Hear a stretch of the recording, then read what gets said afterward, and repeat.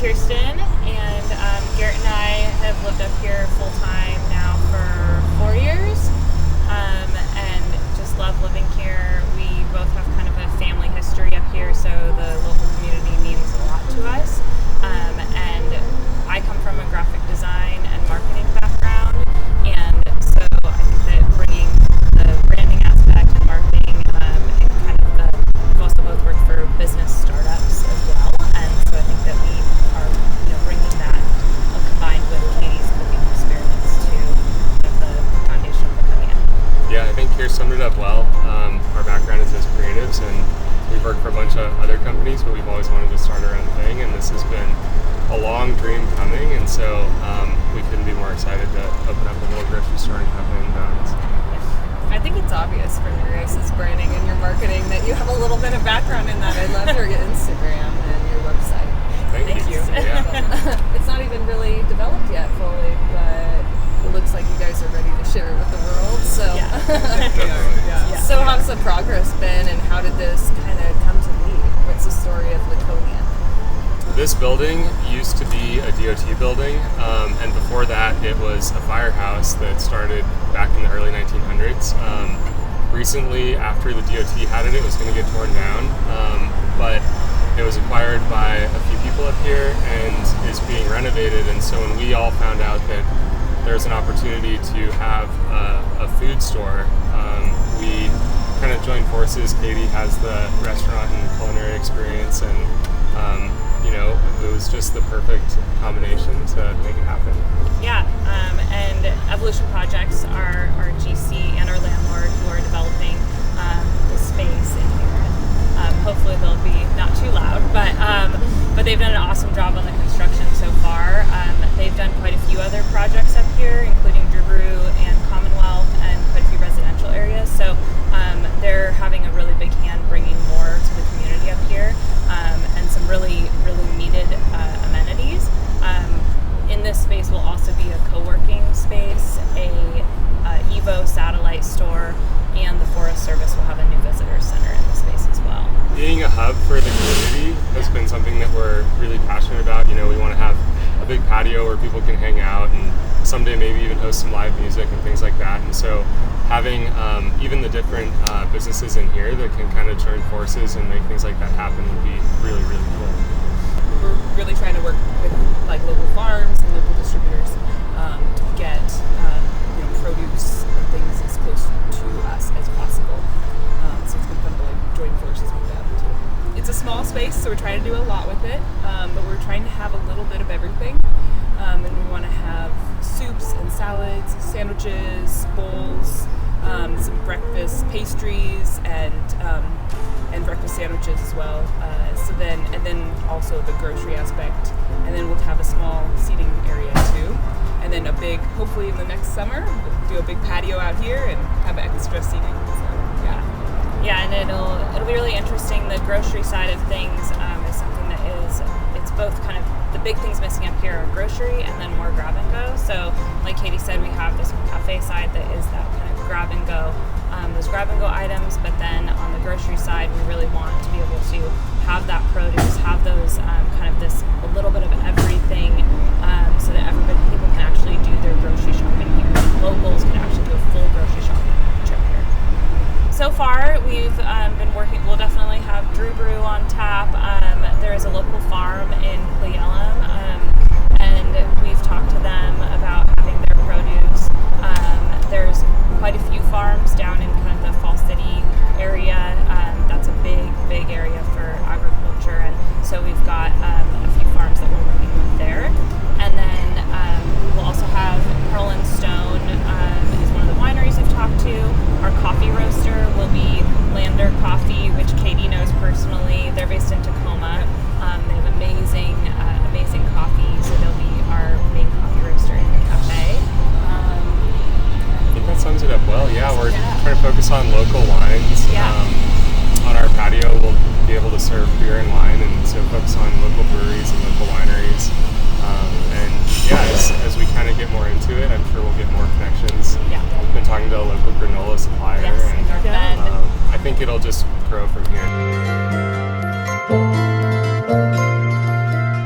we're getting really, really close.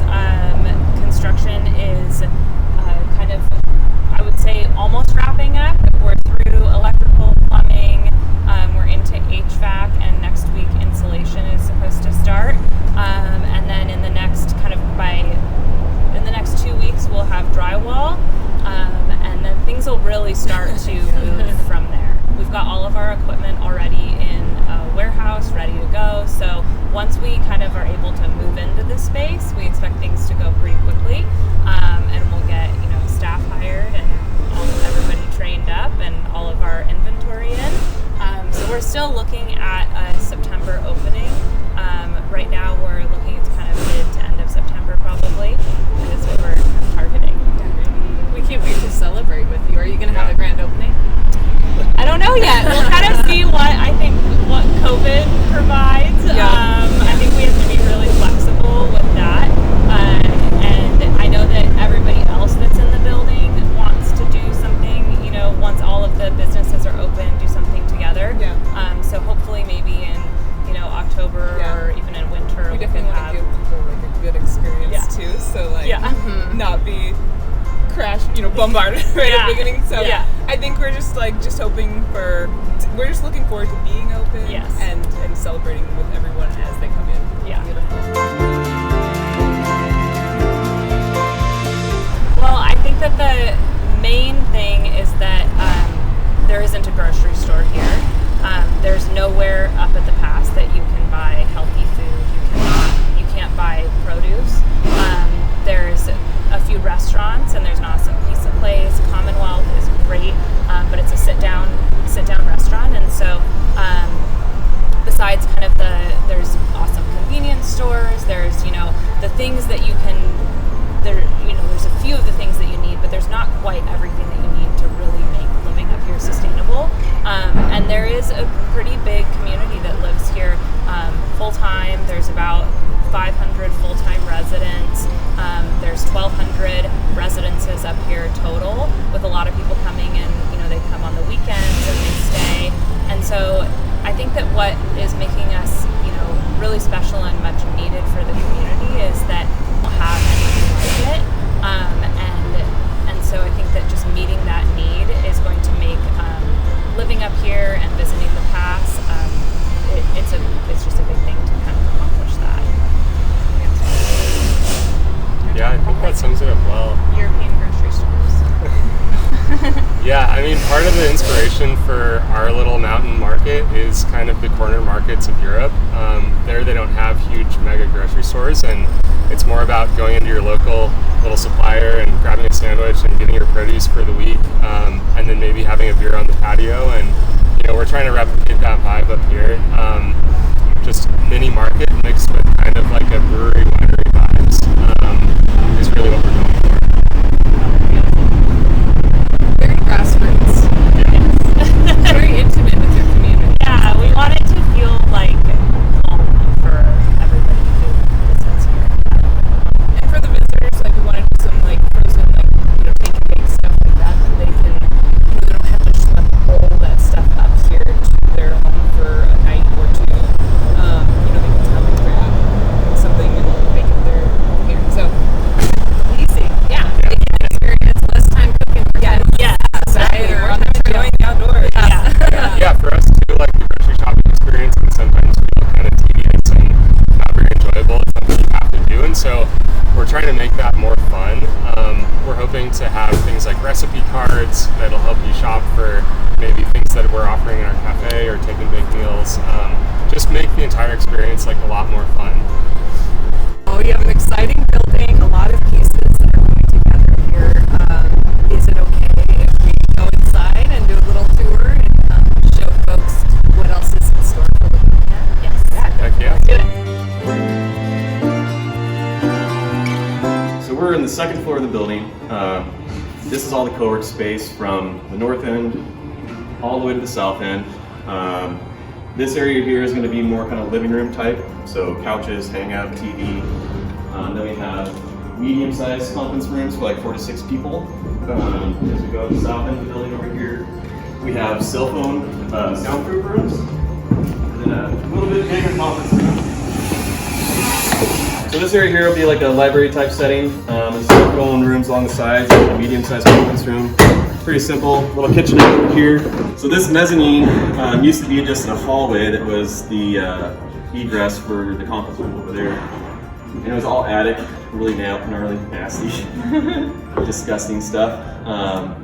But we wanted to save the structure and look at this old, the old rafters and be able to show the story, tell the story of like, this is a 100-year-old building, and it's all insulated from the outside. So this is finished in this floor, so you'll be able to see the really neat old wood.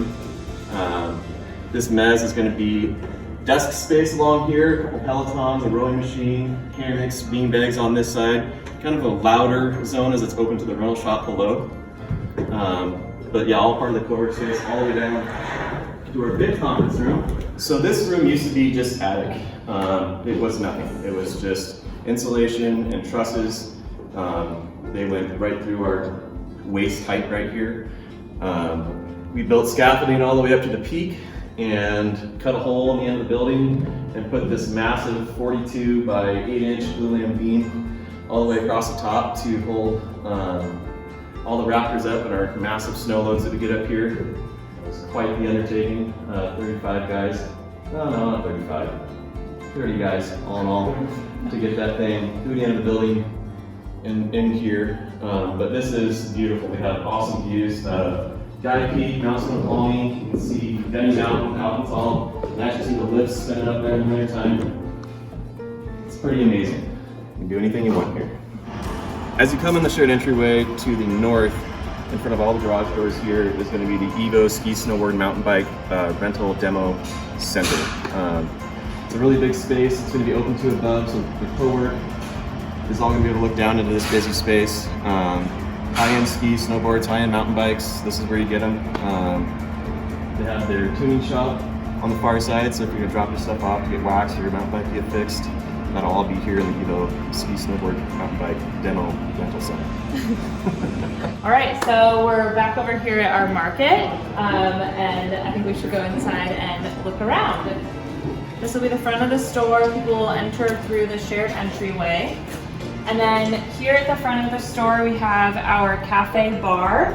And then we'll have a little bit of seating here that looks out to the awesome views of the mountains. In the summertime, we'll have an outdoor patio here as well with some outdoor seating. And then we've set up the store so that everything is really intentional as you're shopping. We know that we have people who will be just visiting, and so they want to get in and out quick, just grab a coffee, grab a pastry, and be on their way. And then we also have people who are going to be doing kind of a longer full grocery shopping trip. So here at the front of the store, we'll have everything that you need for grab and go. So you can grab like a sandwich or some trail snacks and then pay at the counter or head to the counter and get an espresso or a bowl or some soup. Thanks to our community for all the initial support we've had. We do have a Kickstarter going until the end of the month, so feel free to check it out.